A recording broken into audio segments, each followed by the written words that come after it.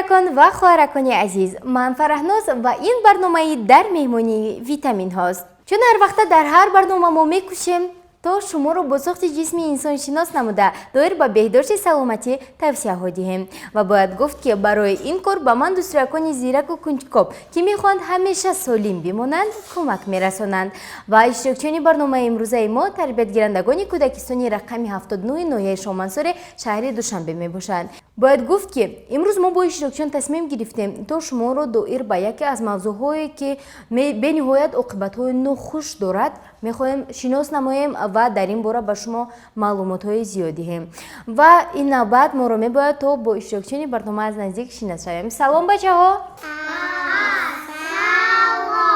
خب به برنامه ما خوش آمدید و بیاید از یک سر با شما شناس میشویم. خب نام شما چیست؟ نه من جعفر. جعفر شما چند سال هستید؟ من 6 ساله. به نهایت خوب. نام شما چی؟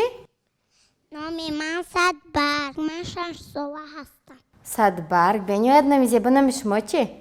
نامی من محرمه. محرمه شما هم 6 ساله به فکرم ها؟ بله. آفرین. خوب بیاید با شما شناس میشویم. نام شما چیست؟ نامی من یاسمینه. یاسمینه بانو شما 5 ساله هستید یا 6 ساله؟ 6 ساله. باز من فکر کردم که شما 5 ساله اید. خوب کنید نام شما چی؟ نامی من محوش. محوش. خیلی نام زیبا. شما هم 6 ساله. همین خیر. و بینندگان گرامی اکنون با اشتراکچیان برنامه نیز شناس شدیم و فهمیدیم که همه آنها 6 ساله هستند و از اینجا برمیآید که برنامه امروزه ما خیلی جالب میگذارد زیرا صحبت میان همسین و سال کودکان همسین و سال خیلی خوب خواهد گذشت و شوق‌آور نیز خواهد بود. از این رو با تلویزیونی بارسان بودن را فراموش نسازید.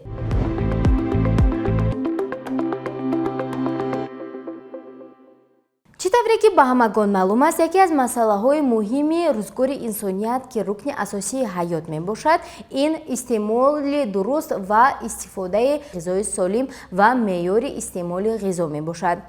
باید گفت که ما امروز با همراه اشتراکچیان تصمیم گرفتیم دایر به یکی از این موضوع ها برای شما معلومات دهیم. پرخوری و عاقبت های آن چنین نام گرفته است موضوع برنامه امروزه ما و ما با همراه اشتراکچیان کوشش میکنیم تا حد امکان در این باره به شما معلومات های بهترین و لازمی را پیشنهاد نماییم و البته باید گفت که دکتر خاله در این کار به ما و شما کمک خواهند رساند. خب بچه‌ها پیش از آن که ما از دکتر خاله خواهش نماییم تا در این باره به ما معلومات دهند من میخواستم از خود شما پرسم که شما میدونید که پرخوری چیست؟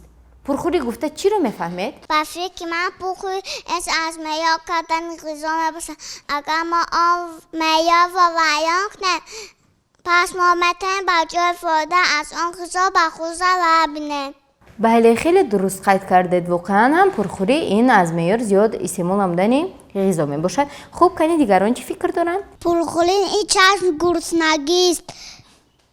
ولی من یک نفر میدونم که وقتا گرسنه بشه خواه نه فقط میخواهد که یگان چیز خورده ایستد.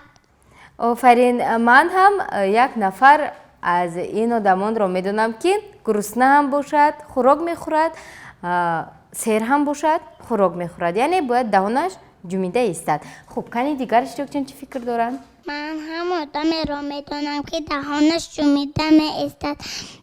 مادرش به این کارش جنگ میکرد ولی آن اصلاح نمیشود. با فکر من پرخوری یک بیماری است. با ما مربیمون گفته بودن کسی که بسیار میخورد سرشویش را نمیفهمد، بنابراین نفس خود را اداره کردن نمیتواند. آفرین خیلی درست قید کردید. خب بچه ها من فکری همه شما رو گوش کردم و به خلاصه اومدم که همه شما علاقه کم و بیش در این باره معلومات دارید زیرا فکری هر یک شما تا اندازه درست بود. پرخوری سبب های گوناگون دارد و یکی از این سبب ها چشم گرسنگی و یا اینکه اداره کردن نتوانستن نفس خود می باشد. خب باید گفت که این لحظه دکتر خاله برای ما و شما معلومات خیلی مفید را آماده نموده است و ما رو میباید تنها این سریال را تماشا کنیم و به خود معلومات های زیاد را جمع آوریم. یکی از سبب‌های پرخوری این عید و جشن‌ها می‌باشند. بسیار وقت هنگامی به مهمانی رفتن در روی میز هر گونه خوراک و خورش و شیرینی‌های گوناگون گذاشته می‌شوند.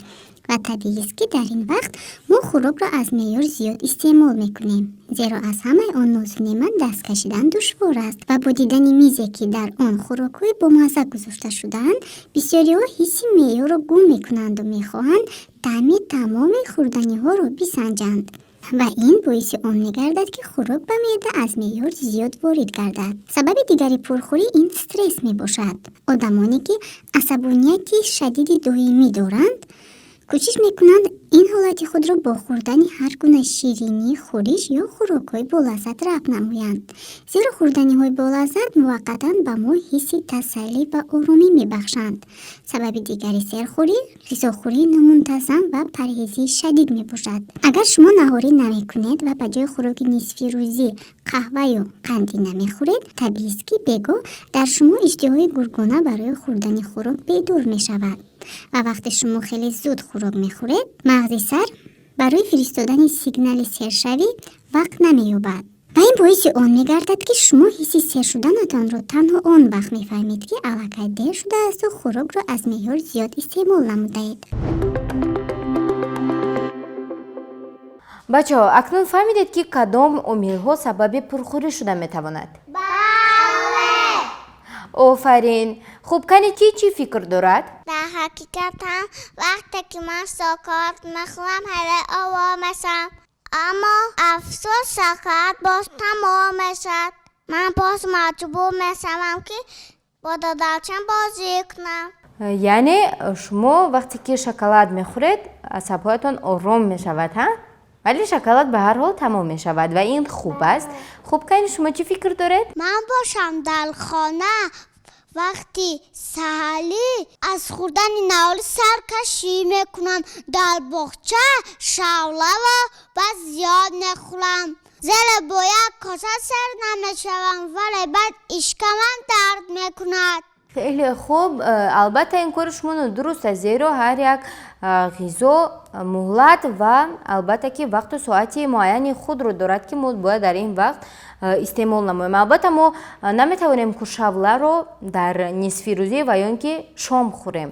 мо бояд субҳгоҳон хуб дар хона наҳорӣ кунем ва пас он ба боғча равем, то ин ки барзиёд нахӯрда шикамамон дард накунад. хуб, кани шумо чӣ фикр доред? ман бошам вақте ба меҳмонӣ меравам, кулчақанҳои зиёдро мебинам, аз он даст кашида наметавонам.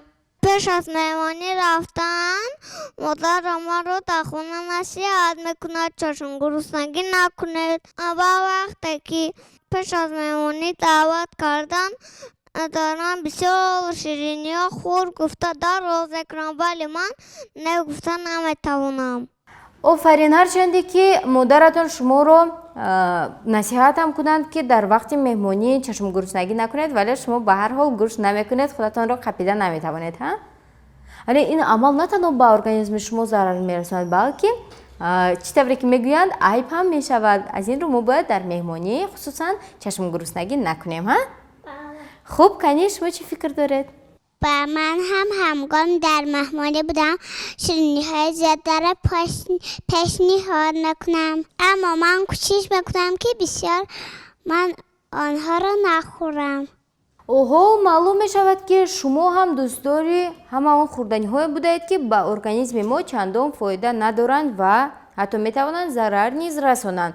ва фикр мекунам пас аз ин барнома шумо албатта хислатҳои баъзи худро мепартоед ва одатҳои худро иваз мекунем, зеро чӣ тавре ки гуфтаанд хӯрдани аз меъёр зиёди ширинӣ, махсусан торт, кулчақанд ва шоколад оқибатҳои хуб надорад. аз ин рӯ биёед дар ин бора як сюжетро тамошо мекунем.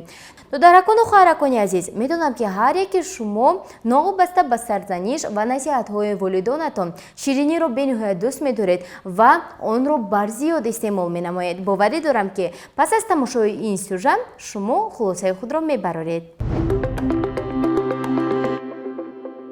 риоя накардани истеъмоли ғизо ба ҳолати меъда таъсири манфӣ мерасонад. азбаски меъда узви эластикӣ аст ва он аз вазни зиёд дароз мешавад. бинобар ин ҳам ҳар дафъае ки аз меъёр зиёд хӯрок мехӯред, он ёзиш меёбад. ҳаҷми табиии меъда тақрибан 500 миллилитрро ташкил медиҳад, аммо дар одамоне ки майли аз меъёр зиёд хӯрок хӯрданро доранд, он метавонад то 4 литр зиёд шавад. бояд таъкид намуд ки ин оризаҳо танҳо он вақт ба вуҷуд меоянд ки агар шумо пурхӯриро шиори доимии худ қарор диҳед. вале агар шумо тасодуфан аз ҳад зиёд хӯрок хӯрдеду эҳсоси нороҳатӣ ҳис мекунед, пас ин ҳолатро метавонед ислоҳ намоед ва он муваққатист. якчанд усулҳое мавҷуданд ки метавонанд барои зудтар ҳал шудани хӯроки зиёдатӣ дар меъда кӯмак кунанд. яке аз онҳо ин сайру гашт дар ҳавои тоза мебошад. махсусан агар бегоҳ баъд аз хӯроки шом каме дар берун гардиш кунед, шаб бо роҳат хоб меравед. тасдиқ шудааст ки агар инсон тӯли чанд моҳ ба дигар намуди ғизо дастрасӣ надошта бошаду танҳо обу ном бихӯрад, зинда монда метавонад. зеро дар таркиби ор тақрибан тамоми маҷмӯи ғизоҳое мавҷуданд ки бадани мо ба онҳо ниёз дорад. вале аз ор ба ғайр аз ном боз маҳсулотҳое омода мешаванд ки ба организми мо на танҳо фоида надоранд, инчунин зиён низ мерасонанд. қаннодон аз маводҳое истифода мекунанд ки ҷиҳатҳои фоидабахшашон ниҳоят каманд. масалан маргарин ки дар ҳама маҳсулотҳои қаннодӣ дида мешавад, ба организми мо зарари калон дорад. таркиби маргарин омехтаи эмулсияи равғанҳо ва равғанҳои тағйирёфтаро дар бар мегирад ки хосисияти канцерогенӣ дорад. шакар низ дар таркиби ҳама қандинаҳо дида мешавад ва он ба баланд шудани сатҳи глюкоза дар хун мусоидат мекунад. аз он ҷумла истеъмоли доимии маҳсулотҳои хамирӣ ба зиёд шудани вазн сабаб мегардад. аз ин рӯ табибон зиёд хӯрдани маҳсулотҳои қаннодиро тавсия намедиҳанд. бачаҳо, акнун ман ба шумо як саволи дигар дорам. ҳангоме ки шумо хӯрокро аз меъёр зиёд истеъмол мекунед, худро чӣ гуна ҳис мекунед? яъне эҳсосотатон чӣ гуна аст? ман худани осо дӯст медорам ва ин модам мегӯяд ки аммо дар шаб пишор нахӯрам. бале, модаратон дуруст мегӯяд. на танҳо модари шумо, балки модари ман ҳам чунин таъкид мекунанд ки ошро дар шаб бисёр нахӯрем. агар тавонем умуман истеъмол накунем дар шаб, медонед сабабаш дар чист? бояд мо ҳангоме ки хӯроки сахтро, či хеле ки дигарон мегӯянд хӯроки дуюмро ки истеъмол кардем, бояд бештар ҳаракат кунем. шаб ки мо онро истеъмол намудем, ҳатман хоб меравем. аз ин рӯ ба организми мо зарар мерасонад ва меъдаамон бемор мешавад. хуб, кай шумо чӣ фикр доред? ман хӯрдани тозро дӯст медорам, вале вақте ки бисёр мехӯрам, нафаскашам душвор мешавад.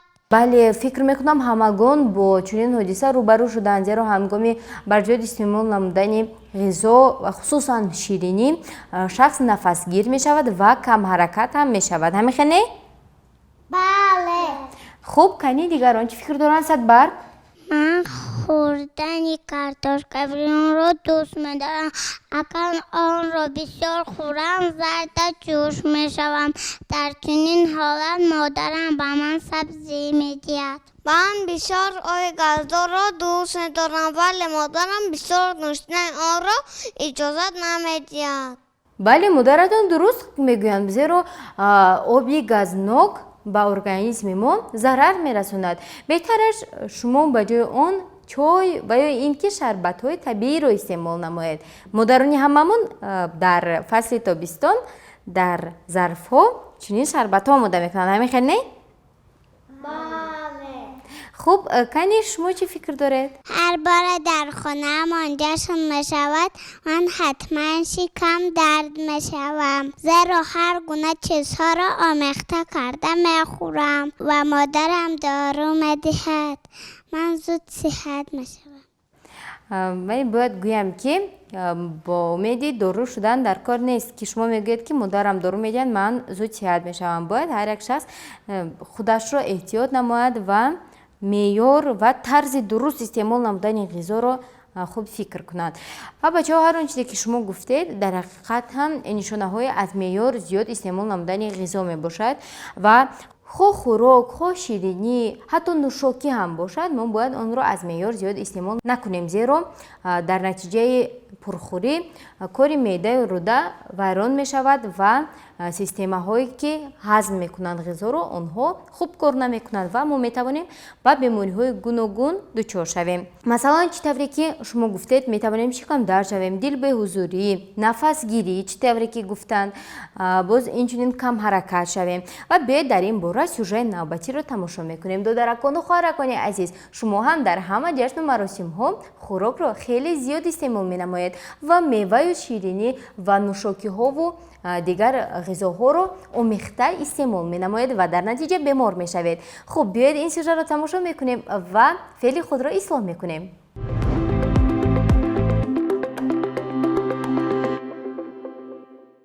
яке аз оқибатҳои ҷиддии пурхӯрӣ ин пайдо шудани вазни зиёдатӣ мебошад. Фарбеҳӣ бошад мушкилоти ҷиддӣ аст баҳри саломатӣ. Вазни зиёдатӣ ба кори системаи такяву ҳаракат фишори ҷиддӣ эҷод мекунад ва ба бемориҳои буғумустунура оварда мерасонад. Одамони фарбеҳ бештар ба бемориҳои дилу раг, носозии системаи эндокринӣ, вайроншавии мубодилаи липидҳо, диабети қанд ва гипертония гирифтор мешаванд. равоншиносон қайд мекунанд ки вазни зиёдатӣ сатҳи худбоварии инсонро низ паст мекунад. нафаре ки вазни зиёд дорад доим дар хусуси намуди зоҳирии худ фикр мекунад ва ин метавонад боиси невроз ва ҳатто депрессия гардад. инчунин ғизохӯрии зиёд ба ҷигар ва ғадуди зери меъда зарар мерасонад ва фаъолияти онҳоро номукаммал месозад. ҳангоми аз меъёр зиёд хӯрдан кори ин узвҳо вайрон мегардад ва ҳатто дар рӯзҳое ки шумо аз рӯи меъёр хӯрок мехӯред, ин узвҳо вазифаи худро ба таври муқаррарӣ иҷро кардан наметавонанд.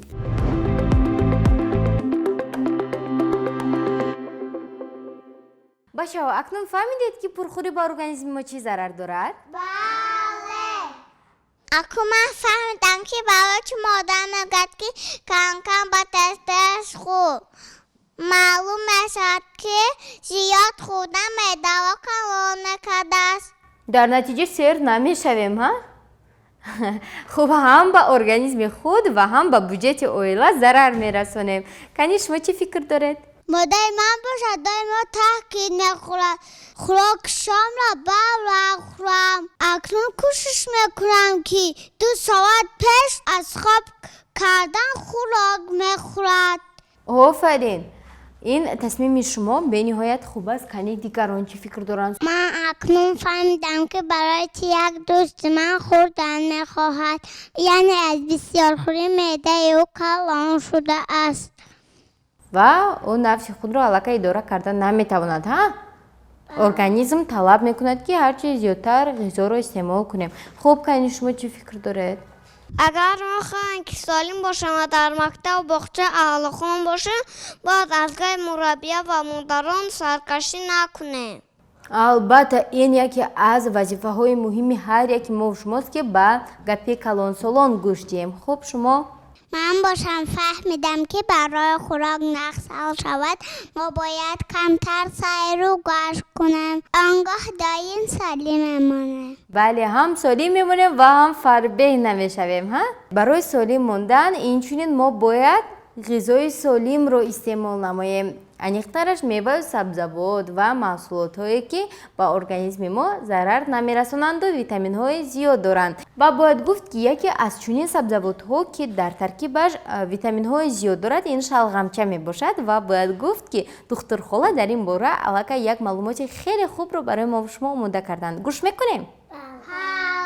шумо шалғамчаро дӯст медоред? шалғамча бо забони русӣ чӣ мешавад? репка. бале, офарин, вале бояд гӯям ки шалғам репка мешавад, вале шалғамча бошад редиска, ҳа? додаракону хоҳаракони азиз, биёед якҷоя дар бораи шалғамча маълумотро аз духтурхола гӯш мекунем.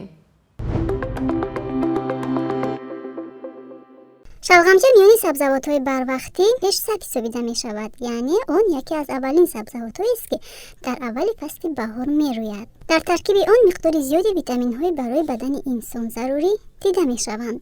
Шалғамча махсусан барои одамоне ки гирифтори бемории қанд ва подагра мебошанд муфид аст.